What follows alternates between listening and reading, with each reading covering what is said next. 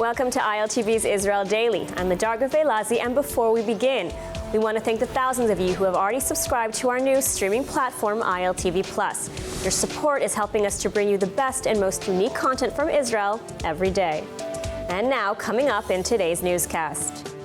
A standoff at a Texas synagogue ends after all hostages are freed and the gunman killed.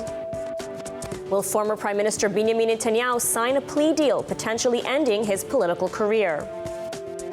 And a major stormfront causes massive floods throughout the country.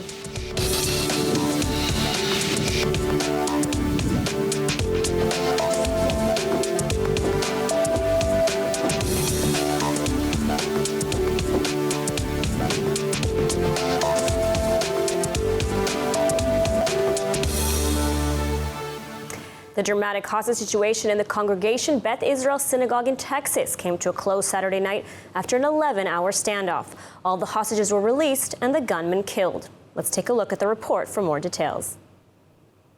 This morning at about 10:41, we received a 911 call regarding a disturbance at the 6100 block of Pleasant Run, which is Congregation Beth Israel. It's our local Jewish synagogue. At that time, they were having services, and those services were being broadcast across Facebook and across Zoom. And we began to get information that a gunman had entered the synagogue and taken 4 individuals hostage. Rabbi Charlie Creighton Walker and 3 others were held at gunpoint when an armed man entered the Texas synagogue during the Sabbath morning services. The gunman was reportedly heard over the live stream before it was abruptly cut off, talking about religion, saying he didn't want to see anyone getting hurt and he believed he was going to die. The hostage taker claimed to be the brother of Pakistani neuroscientist Afia Siddiqui, who is serving an 80-year U.S. prison sentence after being convicted in 2010 for shooting at U.S. soldiers and FBI agents and demanding she be freed.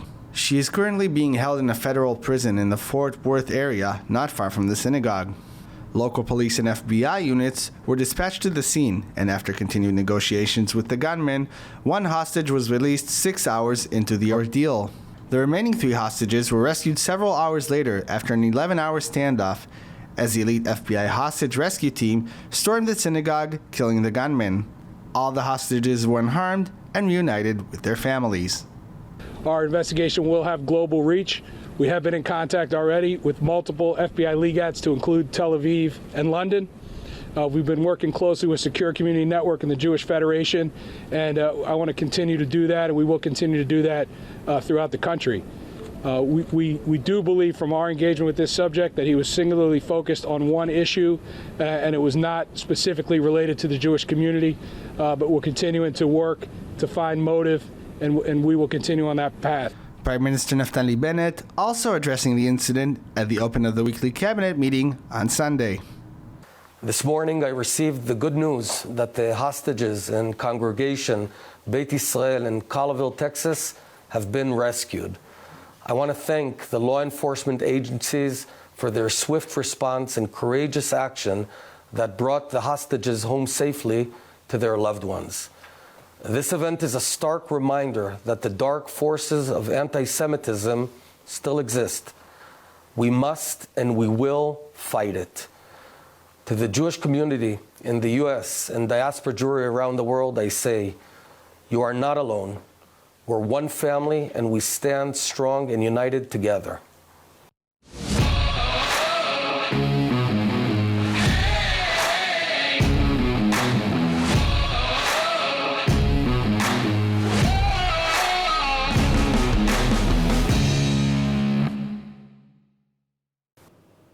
And joining us now to discuss this latest incident and the rising wave of anti-Semitism in the United States and around the world is Chen Mazig, Senior Fellow at the Tel Aviv Institute. Chen, let's start with this latest incident. I mean, we heard from authorities that the motive was not clear, that it was not certain that this was an anti-Semitic attack. And yet the gunman chose a synagogue, not a church, not a mosque. I mean, what are your thoughts on this? I mean, it was absolutely anti-Semitic, and I think that the fact that President Joe Biden even condemned this attack as anti-Semitic attack and said that they would stand against it, that America will stand against it, is clear enough. We don't even have to mention the fact that he was fighting to release his sister, that is a convicted terrorist that actually refused to have Jews on her trial jury because she claimed that they were Zionist Jews. And another important thing to remember: this comes a month after the Council of American Islamic Care executive was saying that Zionist synagogues are not the friends of the Muslim community. So to see all of this unraveling is really a clear sign that this is anti-Semitic, and this is coming from specifically people that are trying to harm the Jewish community and drive a wedge between Muslims and Jews in America. To watch full episodes of ILTV's Israel Daily and tons of other content from Israel, visit our website at iltv.tv or download the ILTV Plus app.